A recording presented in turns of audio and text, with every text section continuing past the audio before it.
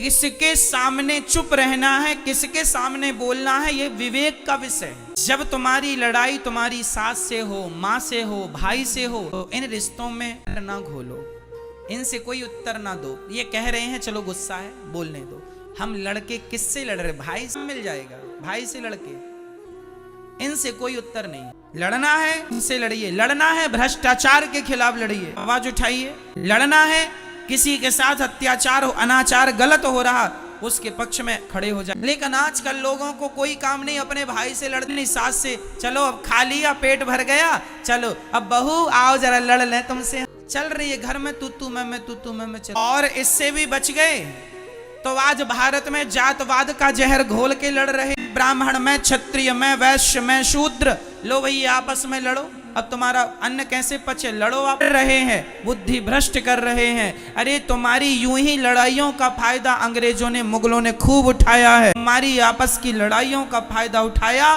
कई 100 साल तक तुम भारतवासियों पर, हम पर राज्य किया इन केवल इसलिए कि हम लोग केवल लड़ना जानते हैं। हम लोग संगठित रहना तो जानते कि चारों लोग एक साथ रहें, ब्राह्मण, क्षत्रिय, वैश्य और शूद्र।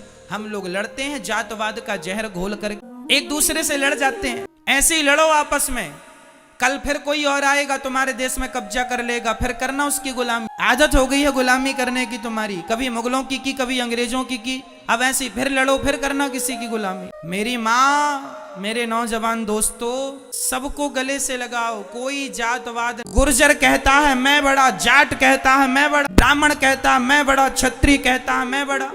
वो फलाने गुर्जर और जाट आपस में लड़ जाते हैं, लड़ते हो तुम दो थोड़ी हो। क्षत्रिय और वैश्य आपस में लड़ जाते हैं, तुम दो हो। अरे ऐसे ही लड़ते रहोगे तो कैसे काम बने। बहुत सारे मुसलमान लोग ना हिंदुओं के नाम की फेसबुक में आईडी बना लेते हैं और वो जाट बन गए, अपने आप को जाट बन के गुर्जर को गाली दे दी, एक ने गुर्जर बन के जाट को गाली दे दी। हैं मुसलमान और लड़ा रहे हैं हम सबको, लो आप और हम लड़ रहे हैं। अज्ञान खूब ऐसा चलता है। क्षत्रिय लोग ब्राह्मणों को गाली दे देते हैं, ब्राह्मण लोग क्षत्रियों को गाली देते हैं।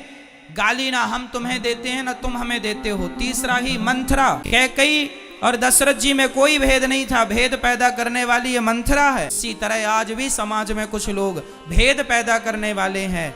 ऐसे लोगों से अपने आप को बचा के रखना है और आप संगठित रहिएगा। रामचरितमानस में लिखा है, जहां सुमति तहां संपत्ति नाना, जहां कुमति तहां विपत्ति निदाना। जहां संगठन है वहां सब प्रकार